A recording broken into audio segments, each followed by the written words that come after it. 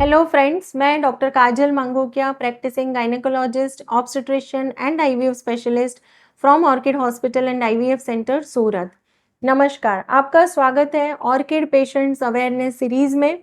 और फ्रेंड्स, आजकल हम देख रहे हैं कि पेशेंट्स के बहुत क्वेरीज आते हैं कि मैम हमें ट्विंस प्रेगनेंसी ही चाहिए, उसके लिए क्या करना चाहिए, ट्विंस प्रेगनेंसी कैसे रुकता है, उसमें क्या परहेज रखनी होती है, क्या ट्विंस प्रेगनेंसी हुआ तो वो हाई रिस्क प्रेगनेंसी हो जाती है, या तो ट्विंस में कॉन्जॉइंट ट्विंस हम बोलते हैं, तो उसके लिए भी उनको काफ़ी क्वेरीज रहती है कि कैसे रहेगा, दोनों आइडेंटिकल रहेंगे या नॉन आइडेंटिकल रहेंगे, दोनों का सेक्स सेम होगा, लड़का होगा लड़की होगा। सो बहुत सारे ऐसे क्वेश्चंस पेशेंट्स के माइंड में रहते हैं।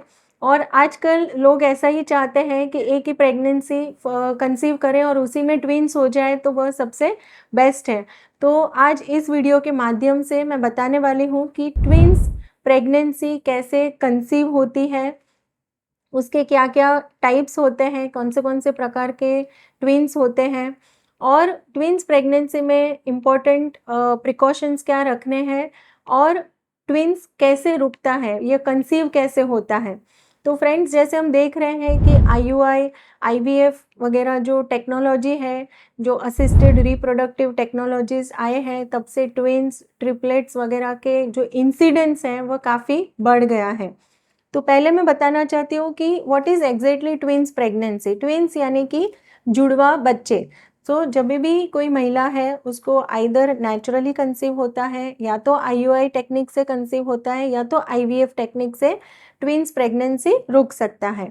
जब भी नेचुरली कंसीव होता है तो उसका जो प्रोसेस है कि जैसे आपको पहले के मेरे जो वीडियोस है उसमें मैंने बताया है कि जब भी यहाँ से ओव्यूलेशन होगा, सो नेचुरली यदि किसी महिला को ट्विंस कंसीव होते हैं, दैट मीन्स कि आइदर यहाँ से 2 एग्स ओव्यूलेशन हुआ है और उसमें से 2 नॉन आइडेंटिकल ट्विंस डेवलप होते हैं।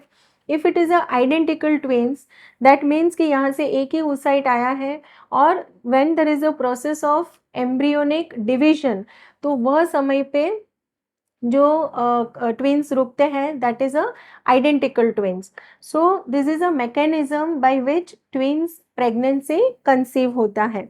दूसरा है कि जैसे बताया कि आईयूआई या तो आईवीएफ से भी हो सकता है, क्योंकि जनरली आईवीएफ प्रोसेस में जब ये एम्ब्रियो ट्रांसफ़र किया जाता है और डे 5 होता है, तो जनरली वी प्रीफर कि एटलीस्ट 2 ब्लास्टोसिस्ट ट्रांसफ़र करते हैं, तो ऐसे पेशेंट्स में भी ट्विंस प्रेगनेंसी रुकने के चांसेस बढ़ जाते हैं।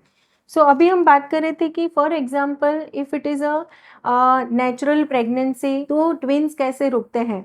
फॉर एग्जांपल कि यहाँ से ओव्यूलेशन हुआ, यहाँ से स्पर्म्स आए, फर्टिलाइजेशन की प्रोसेस हो गई, और फर्स्ट डे से लेकर थर्ड डे का जो एम्ब्रियोनिक डिवीजन होता है, उसमें यदि कंसीव हो जाता है, तो यह प्रकार के जो ट्विंस होते हैं, जनरली इनमें 2 प्लेसेंटा होते हैं और 2 सैक होते हैं। So that is a diamniotic dichorionic twins pregnancy रुकता है।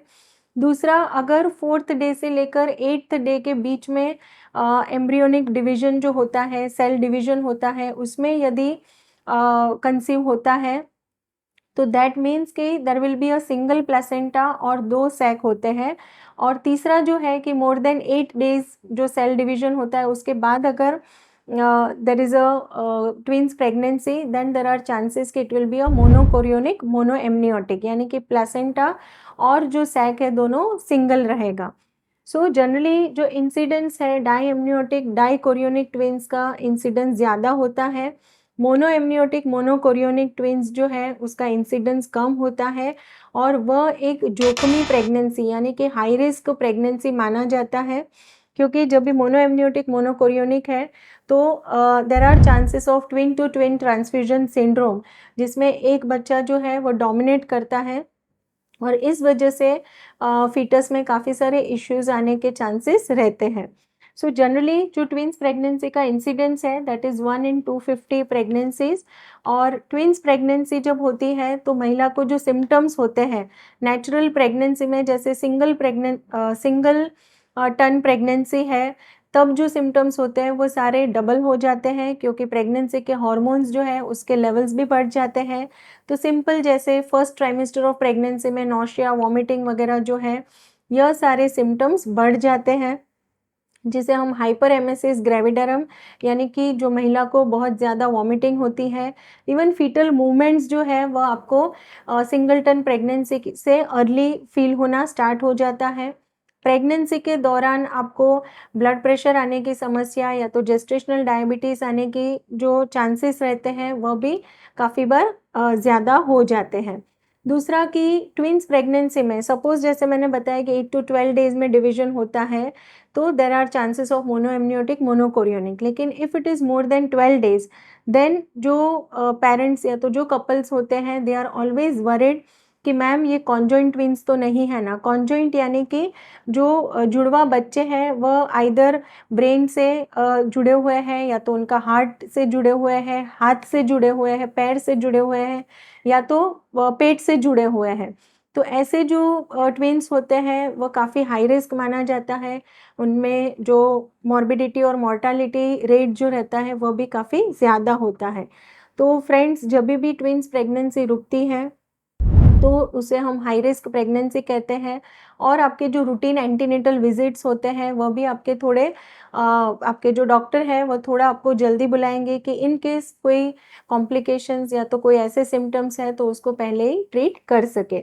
सो फ्रेंड्स, यह मैंने सारी जानकारी आपको दी है फॉर द ट्विन्स। और ट्विन्स के जो दो प्रकार है, identical twins and non identical twins. So identical twins का जो मतलब है कि दोनों जो ट्विन्स बच्चे हैं वह सेम, यानी कि जो मोनोकोरियोनिक, मोनो एमनियोटिक बच्चे जो होते हैं वह आइडेंटिकल होते हैं और सेम सेक्स होता है। अगर मेल है तो दोनों मेल रहेंगे, फीमेल चाइल्ड है तो दोनों फीमेल चाइल्ड रहते हैं। नॉन आइडेंटिकल ट्विन्स का मतलब है डाइकोरियोनिक, डाइएमनियोटिक। सो ऐसे जो ट्विन्स होते हैं इनका सेक्स डिफरेंट हो सकता है। नॉन आइडेंटिकल यानी कि वो सेम नहीं दिखते हैं। So this is the basic difference between the identical and the non identical twins. So यदि आपको ट्विन्स प्रेगनेंसी के रिलेटेड कोई भी क्वेरीज है तो आप ज़रूर से कमेंट बॉक्स में लिख दीजिए। हम जल्दी कोशिश करेंगे आपके इन सवाल के जवाब देने के लिए। Thank you friends for watching the video.